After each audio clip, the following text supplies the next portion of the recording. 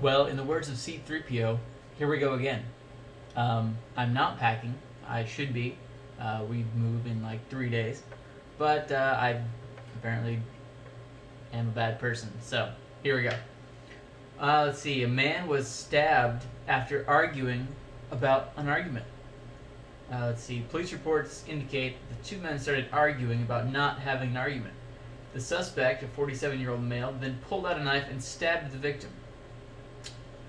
Injuries are not life-threatening. Come on. Arguing about not having an argument, getting to the point where you're going to stab somebody.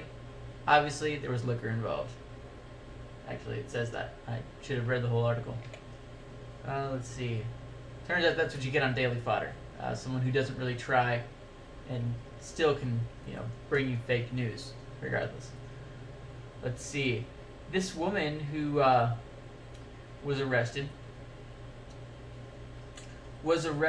for she was accused of dancing nude in an Oklahoma City bar while her two children were left in a nearby parking lot.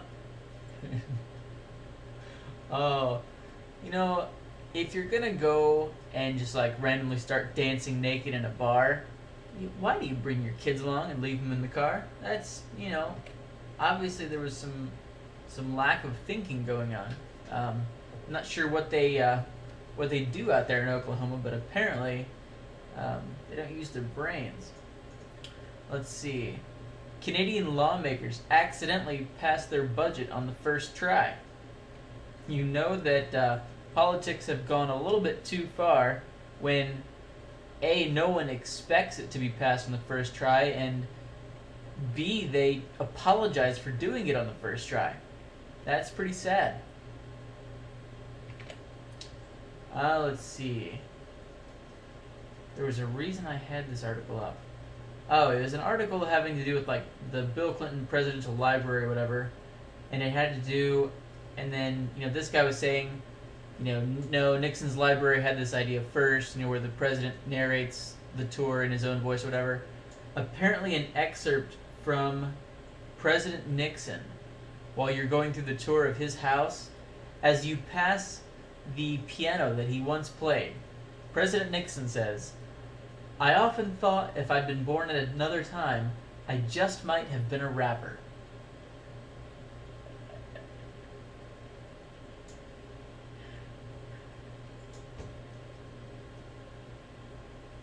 Okay, yeah, I got nothing. There's this guy in Britain who he spent like 19 hours chucking bricks off the roof at 50 police officers, and during the standoff, they raised him a bucket of KFC on a crane. Apparently, that was one of the demands he had, and they wanted to watch out for his human rights. Human rights are good and all that, but if you're chucking bricks at police who have cornered you on the top of a third-story building, certain things, might not have to be conceded to. Like Kentucky Fried Chicken. Come on. Throw them a peanut butter and jelly sandwich. That'd be perfectly acceptable. Oh, I just had another story up and I totally closed it. There's no undo button in Safari. Dang it. If anyone from Apple is watching this, can you make it so that I can, hit Command Z and make a tab open that I just closed? That would be fantastic. Alright.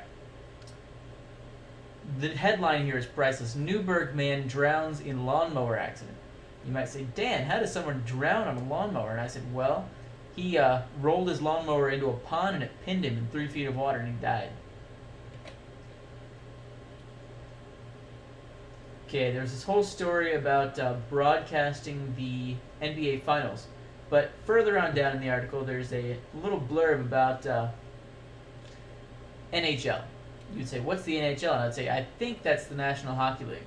But anyway, the first game of the Stanley Cup Finals averaged 611,000 households. You might say, that's a lot. And I'd say, well, that's actually fewer households than ESPN2 drew for an Arizona Northwestern college women's softball game on Monday night. Oh, Poor hockey. You know, I'm glad I'm not a hockey fan because I'd be really depressed right now.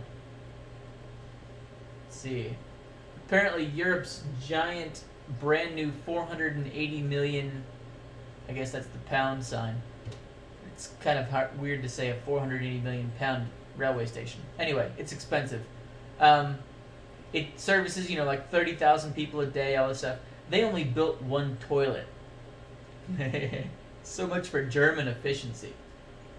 Or maybe that's German efficiency at its max. They don't poop anymore. Let's see. Police locate and may charge a man who released... Well, why is it in meters if it's about freaking Michigan? Stupid Brits. Okay. Basically, he was looking for a place to get rid of it, this alligator. He couldn't find anywhere to take it. Like, apparently he didn't think of calling animal control or something. So he tried to beat it with a hammer, and then he just let it go in a park. That sounds like a great idea. Why it's in a British newspaper, I don't know. But hey, apparently there's nothing else going on except for people lobbing bricks at police. Let's see. Another great headline. Deer leaves dog unconscious, causes flood. A spooked deer rampaged through an apartment on Monday morning, leaving a flood, temporarily displacing a family, and leaving the family dog temporarily unconscious. I thought someone was breaking in after the deer smashed through a window. The next thing I know, a deer is running towards my room. Oh, Wisconsin. Gotta love it.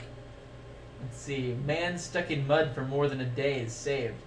Apparently this guy was stuck in the mud in a riverbank. Let's see. There's something in here. This is a quote from the fire department. In my 28 years at the department, I've only seen an incident like this 3 times. I guess it's, that's even in 28 years. People getting stuck in the mud for multiple days, that's pretty sad. Let's hear it for Tennessee. You guys rock. Let's see.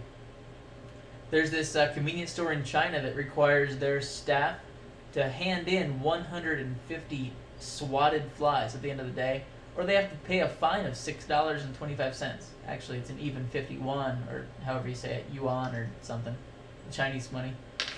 50 of that, and so they have to kill 150 flies a day. That really doesn't say much for how clean that store is. The fact that there's that many flies, it's terrible.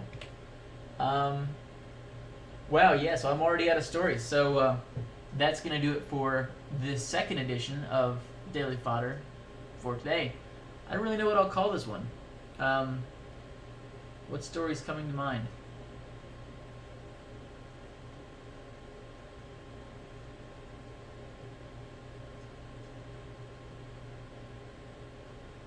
Okay, so maybe I'll call it the one with the blank stare at the end.